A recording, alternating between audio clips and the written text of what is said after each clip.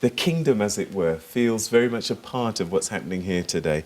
It's an enormous event. Yes. And as you were saying, Leanne, the pageantry and the history and the tradition is really pretty much a hallmark of what the royal family is all about. Yeah. And as this program unfolds, I mean, we'll talk about some of the history of the palace and the abbey and things like that, but just watching this is truly magnificent. The Queen had something to do with the planning of her own funeral. She Sounds a bit morbid, but It is rather yeah. morbid. To think about Touching it. on what you were saying, Leanne, about you know, the pomp and ceremony Yeah. and the pageantry. Of course, the military have a lot to do with the funeral. We know that there's going to be the carriage of the Queen's mortal remains all around, you know, whether it be from Westminster Hall to Westminster Abbey and then on to Wellington Arch before she's then transferred to a hearse that will take her to Windsor, which will be her final resting place.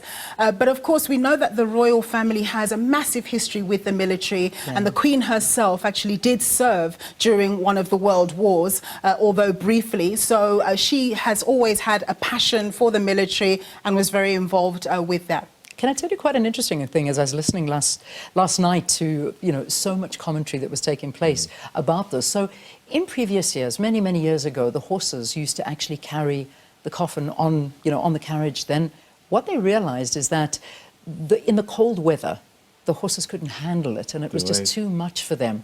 And the military had to come in and take over.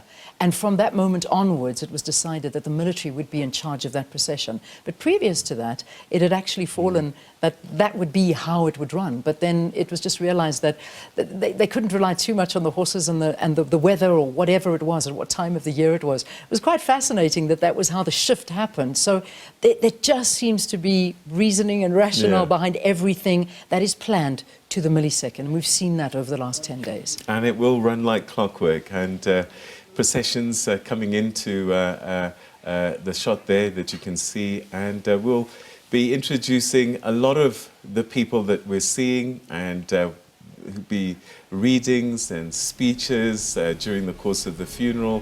And we'll talk a little bit more about these uniforms as well. I mean, King Charles himself, he holds the rank of Field Marshal now, and his uniform has 10 medals on, and we'll be seeing that. And there was a question about Prince Andrew and Prince Harry wearing their uniforms, so we'll have to wait and see exactly what was decided finally for the day. But we saw that in the last 2 official engagements, they were allowed to wear their uniforms.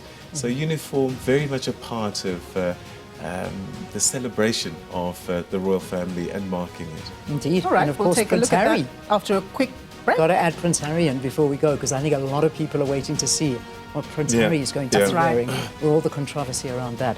But as you say, Nompu, Let's take a quick break.